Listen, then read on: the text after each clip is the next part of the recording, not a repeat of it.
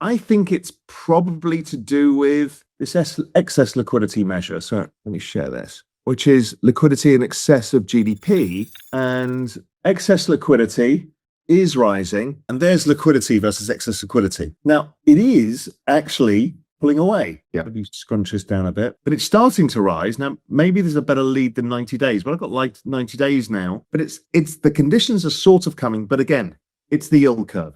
So we're sitting there again, watching headlines about Iran, waiting for the right thing to happen. And I think that excess liquidity will end up accelerating higher. The market isn't frozen because the bull cycle is over. It's frozen because the fuel tank hasn't been filled yet.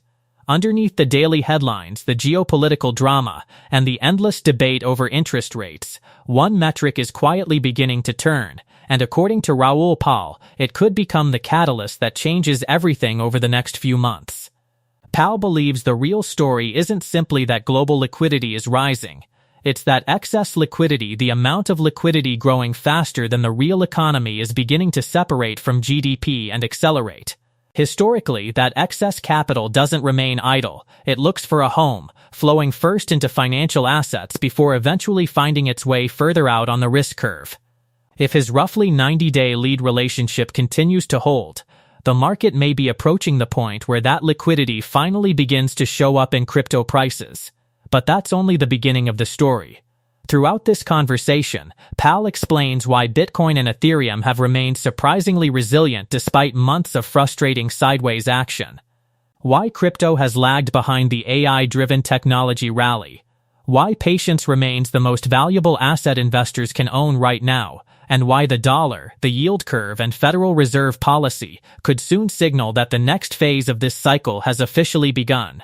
Before we dive in, if you enjoy deep macro analysis that helps you understand where Bitcoin and crypto are headed before the crowd catches on, make sure you hit the like button, subscribe to the channel, turn on post notifications so you never miss an update, and let us know in the comments, do you think the next major crypto rally begins within the next 90 days? Or does the market need more time? Now, let's hear Raoul Pal explain why excess liquidity may be the signal that changes everything. US liquidity is rising. Yeah. It's not topped, but it's been choppy. Yeah. So broad liquidity choppy, the narrow liquidity, which is just the treasuries held plus the Fed net liquidity. Yeah, it's rising, but year on year still isn't because of the effects of, we were talking about this before, the year on year base effects. And, the NASDAQ's mainly followed broad liquidity. It's actually better with total global liquidity. And Bitcoin's kind of been following the narrow. So we need these to start accelerating a bit further to actually start picking it up. But as we said, the yield curve is a bit steep, but it doesn't really do it. Yeah. If I go to the global liquidity, again, it's been sort of sideways for a while, as have many markets. Year on year has been chopping around, and the year on year, the total global liquidity, very close fit with the NASDAQ, feels that we should have stopped the correction and continued to the next leg higher before we then pause again. Kind of makes sense to me. Let's have a look at my trading view charts, see if there's anything interesting in the tech stuff, in the crypto stuff. Crypto stuff, as you said, the most interesting thing has been ETH, Bitcoin. Everything else has just been around. It's kind of, we had the leg up and then we've had a chop leg. Sui's been weaker, but still just putting in, and that's the daily. We've already got 13. We're probably going to get another 9 here. But when we get to the weekly counts, we already had the 13, and that generally works really well. And more importantly, we had the monthly 9 as well, which is super rare across anything. So everything's kind of in place, but it just takes a bit of time. So, and there's the Bitcoin monthly with a 9. There's the ETH monthly with a 9. Right. Sol monthly with a 9. I mean, you don't get these patterns often. So we just kind of have to pause. Zcash. Let's have a look at the shorter term version of this. My guess is we're trying to get to a daily 9. So again, I mean, people hate us saying it, but patience. There's nothing going on. It's just building strength, doing its thing. You need liquidity to happen. I know. I mean, that's the other thing is just everybody freaks out about Mike Howell. And so if we go back to it, Mike Howell has been bearish on the Nasdaq and bearish on Bitcoin because of his liquidity measures. Right. We've been bullish on both because of our liquidity measures. And what's happened? Well, crypto's hasn't done well, and Nasdaq's done really well. So we've both been right on one leg of the trade, which tells you there's some informational value in that, which is liquidity is not moving one way or the other, because if not, it would have nullified or confirmed one of those two views, but we haven't. So the way I think about it is, I think it's probably to do with this excess liquidity measure. So let me share this, which is liquidity in excess of GDP. Excess liquidity is rising, but just. I have that as well. I mean, the concept behind excess liquidity is that all liquidity in excess of GDP means that it's basically a float, which can then get financialized and gets absorbed by financial markets. Yeah, and there's liquidity versus excess liquidity. Now, it is actually pulling away. Yeah. Maybe scrunch this down a bit. But it's starting to rise. Now, maybe there's a better lead than 90 days, but I've got like 90 days now. But it's the conditions are sort of coming, but again, it's the yield curve. So we're sitting there again, watching headlines about Iran, waiting for the right thing to happen. And I think that excess liquidity will end up accelerating higher. But this is the choppy stop-start we've had in risk assets. There's only enough liquidity to run the AI trade, which I know people kind of intuitively understand now, because this has not been happening. But the moment it does is when it all happens. Raoul Pal's message throughout that discussion is remarkably consistent. Nearly every major indicator he follows suggests the foundation for another advance is already in place. The missing ingredient isn't investor optimism or technical structure, it's an acceleration in liquidity. Until that happens, markets are likely to continue frustrating both bulls and bears with periods of sideways movement. But once liquidity begins expanding again, Pal believes risk assets could respond much faster than most investors expect. That naturally leads to the next question. What will tell us that moment has arrived? In the next section, Pal and Julien Bittel shift their attention to the indicators they're watching most closely, from the US dollar and the yield curve to Federal Reserve policy, gold, and financial conditions, to identify the signals that could confirm the next liquidity wave is finally underway. The dollar will tell us the truth. I mean, you know, you can look at the yield curve, you can look at the oil price, you can look at whatever you want, you can look at the rate odds.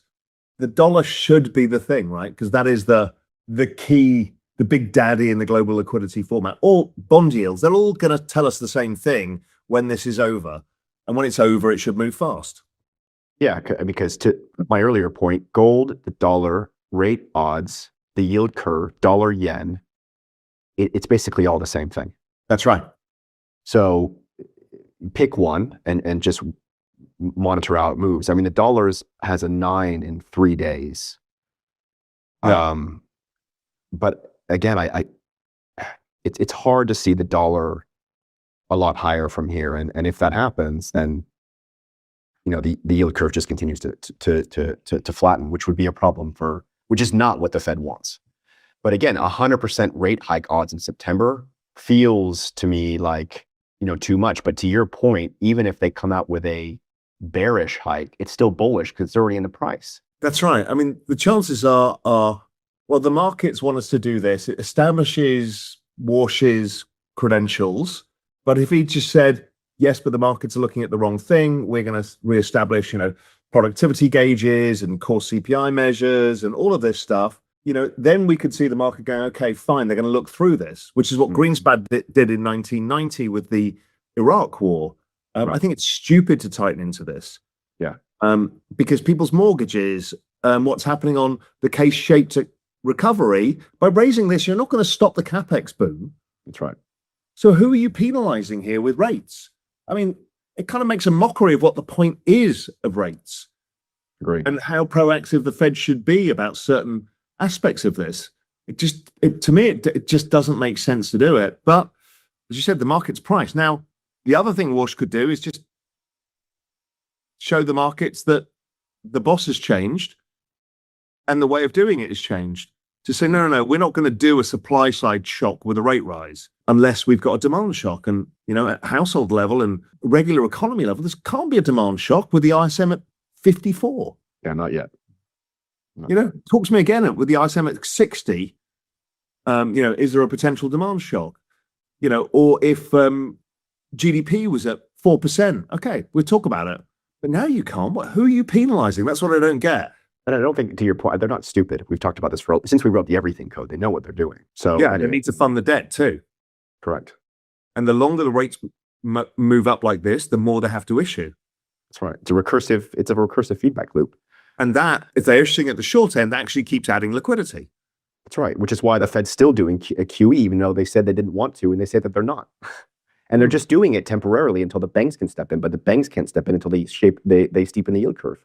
Exactly. So that's really what I'm watching now for the next couple of weeks. And if gold can break higher, it's going to tell you that the yield curve should bull steepen. But gold will only break higher because the yield curve will have moved or the dollar will have moved. Or the dollar has moved. It's all the same trade, right? Yeah. It's financial conditions. Correct. Exactly. Where are they?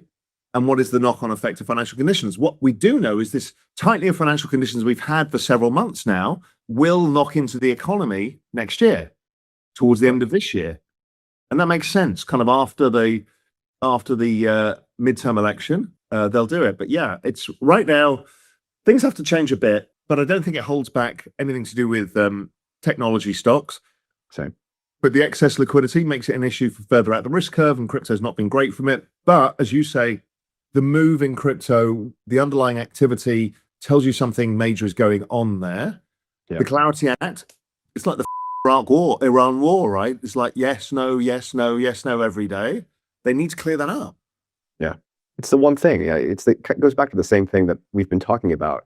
I think Trump V1 was not Trump V2, and I think to a large extent we were sort of expecting a Trump V2 to look like V1. But if anything, it's just been one battle after the other. The shutdown, the war. It's exhausting, But it's, for me, growth is resilient. Growth is slightly bifurcated because of oil. Oil outright is not going to be honest. If we didn't have this capex boom and AI, so we were Trump version 1, we'd have a messy economy. Yeah, that's also true. From that, the reality is he's held back a lot of the economy by what he's done. Now, I understand he's trying to solve longer term things, but tariffs to try and fund some of the US deficits, or the Iran war to bring down the oil price. But these are high stakes games. And if we didn't have this massive technology boom going on, it'd be pretty fucked. Well, the other thing, just listening to you say that, is the longer this goes on, assuming nothing really breaks, and say oil doesn't move back above 120, 130, this just extends the business cycle even longer. That's as I see it. Yeah, I totally agree. It just extends the business cycle. Will it pause? Will we have corrections? All of that? Yes, obviously. But yes, it extends the business cycle because you have to keep issuing bills to pay for this. That's right. So the more you fuck it up by keeping the yield curve too flat and and rates too high, is the more bills you have to keep issuing to pay the interest payments, which keeps extending out the cycle into a super cycle because you can't really correct against it. One of the biggest takeaways from this conversation is that Raoul Pal isn't simply making another bullish prediction. He's describing a framework. Rather than reacting to every headline surrounding tariffs, geopolitics, inflation, or central bank meetings, he believes investors should focus on the underlying flow of liquidity because, over time, that's what ultimately determines where capital goes. That framework also explains why crypto has felt so frustrating recently. Technology stocks have continued benefiting from the AI investment boom, while digital assets have largely been waiting for broader financial conditions to improve. In Pal's view, crypto isn't broken, it has simply been waiting for excess liquidity to expand enough for capital to move further out along the risk spectrum. If that process accelerates as expected, the next phase of the cycle could look very different from what investors have experienced over the past several months. His broader message is equally important. The dollar, the yield curve, bond issuance, Federal Reserve policy, and financial conditions are all interconnected pieces of the same puzzle.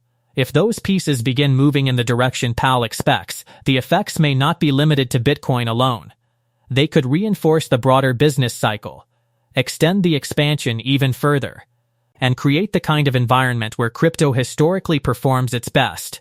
Whether that scenario unfolds exactly as Pal expects remains to be seen. Markets always have a way of surprising investors, but understanding the macro forces driving liquidity may prove far more valuable than reacting to every short-term headline. As always, patience remains one of the hardest disciplines in investing, but according to Pal, it may also be one of the most rewarding. If you enjoyed this breakdown, don't forget to leave a like, subscribe to the channel, share this video with someone following the crypto markets, and turn on post notifications so you never miss our latest macro and Bitcoin analysis. Thanks for watching, and we'll see you in the next video.